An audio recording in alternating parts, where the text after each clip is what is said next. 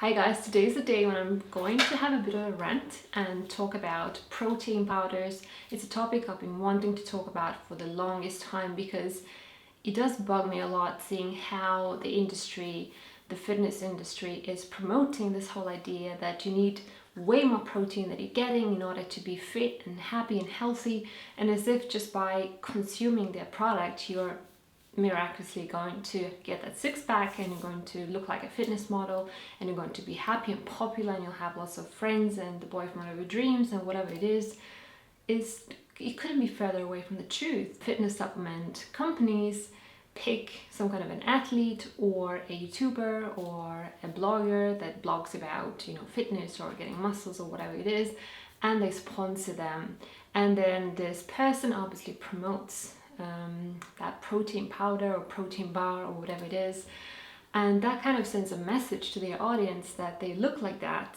just because of that product, and it's really not true at all. And then if you look around and see how many bodybuilders have recently died really, really young in the 40s because of all that excess protein consumption, and it's just scary. So I really wanted to make that video and talk about a few things that have been on my mind. So protein shake and bar industry is huge. It's expected by the end of next year to reach 8 billion pounds a year, and that's a huge amount. Just think about it. It's natural that such a big industry would want to create as much buzz around it as possible. Protein powders are expensive, first of all. Real food is so much cheaper.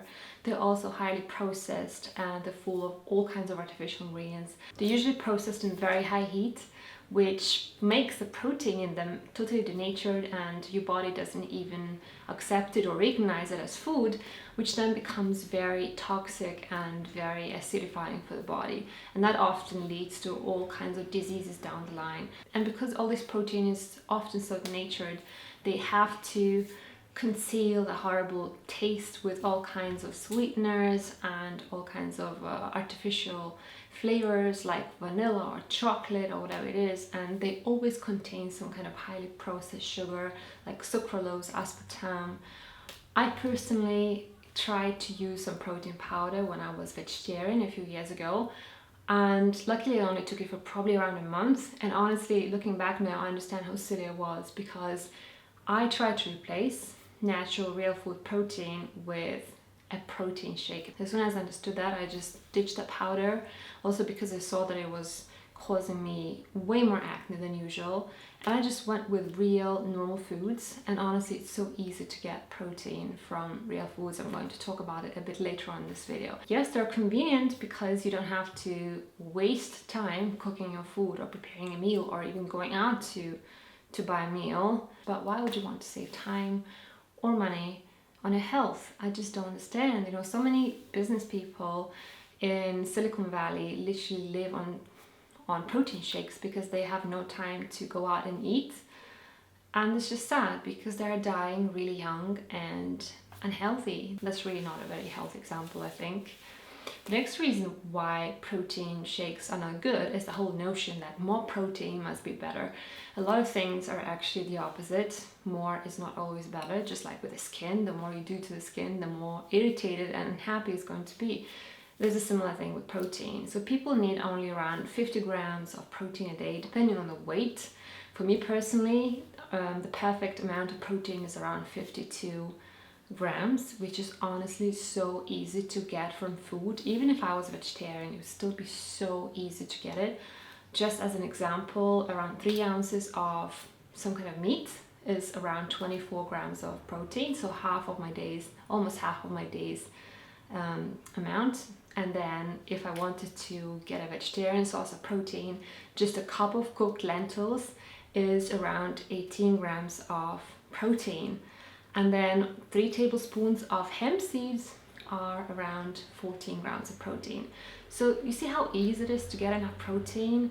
Honestly, why would I want to spend a fortune on hemp protein, let's say, even if it's organic and healthy and whatever it is, when I can actually get the real hemp seeds and eat them? Do you see what I mean? It just doesn't make sense. The industry processes these products, makes them so much more expensive, makes them look cool in all kinds of ads and marketing messages, and then we're supposed to buy them. No, I'm definitely not buying this myth. So excess protein not only isn't necessary for you to look fit or grow muscles, but it's also dangerous because excess protein can lead to dehydration if you're not drinking enough, because for the body, in order to get rid of all the protein byproducts, it needs to use a lot of water. And then kidneys can get damaged as well, because all those byproducts of protein get removed by kidneys. So things like uric acid and ammonia, they all get excreted by the kidneys, and the kidneys can get overwhelmed quite easily. The body can get quite acidic because of all that extra protein, and that's exactly what happened to me with the paleo diet. I wasn't even taking protein powders, but just because I was consuming so much protein, way more than my body could handle, I got into deep trouble, which leads me to the next point, which is osteoporosis and mineral loss. So in order to process lots of protein, which is quite acidic, the body needs to buffer it somehow, and it buffers it by using things like calcium and magnesium. So if you consume a lot of protein, you're going to lose calcium and magnesium from your body, and that is the direct cause of osteoporosis and tooth decay. I experienced it firsthand. It wasn't fun, and that's why I really wanted to warn you with this video. You really don't need that much protein in order to look good. My next problem with protein powders is that, as they are a supplement, they're not regulated by FDA or any kind of corresponding institutions in other countries, which means that a lot of times, especially cheaper brands, more commercial brands, are contaminated with heavy metals and all kinds of chemicals. So definitely be careful with that. If you want to consume some kind of protein powder, at least go for proper organic and protein powder that is as close to real food as possible. And then certain protein powders, like whey protein for example, is actually known to make acne worse, or even to cause acne. And if you just go to any kind of bodybuilding forums, you will see thousands of people discussing how they are getting so much more acne since they started getting whey protein. And I can say that's true from my own example, because when I started using whey protein, my acne got much worse. At that time I was really struggling with it, and that made me think, because if it's doing that to my skin, and acne is inflammation, think what kind of inflammation it's creating in the rest of my body. It just totally scared me. And then the final problem that I have with protein powders is that is just a processed, isolated nutrient, so let's say protein, without all the rest of things that generally go with protein. So in the nature, if you had, let's say, steak or an egg, you would get protein together with saturated fat and all kinds of vitamins and minerals, a whole pack that your body recognizes as food. So it's quite easy to get vitamin deficiencies of things like vitamin A and also all kinds of minerals, just because you're replacing real food, bursting with nutrients, with something that is like a Frankenstein food that is totally devoid of any kind of nutrition. My main message I wanted to share is just stop supporting that horrible fitness industry by buying their products. Eat real food. Even if you're a vegetarian, it's so easy to get protein from food like beans and chickpeas and lentils. They're loaded with protein, and you only need just 0.75 grams of protein for every kilo in your body, which for me is just 52 grams of protein. Is really easy for me to achieve. I generally get around 70 to 80 grams of protein without even trying, and I think it's even too much, so I wouldn't even think of buying any kind of protein powder. So honestly, if you don't know how much protein you're getting and you're worried that you're not getting enough, because that's what the industry is trying to convince you, just go to chronometer.com or myfitnesspal.com or any similar food tracking website and just put in all your nutrients of the day, and you will see that you are well above that protein limits. So it's quite impossible not to get enough protein every day. That's what I'm trying to say.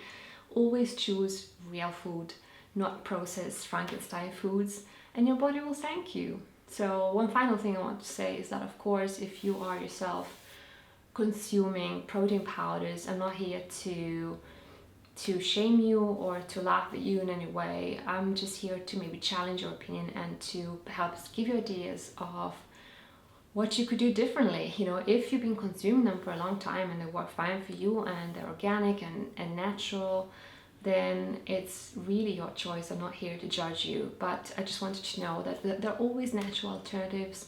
real food alternatives that are cheaper and so much better for you. So let me know what you think about protein powders. Do you consume them? Did you consume them in the past? What was your experience? Let me know what you think. Let's discuss. And thanks so much for watching. I'll see you in my next video. Bye.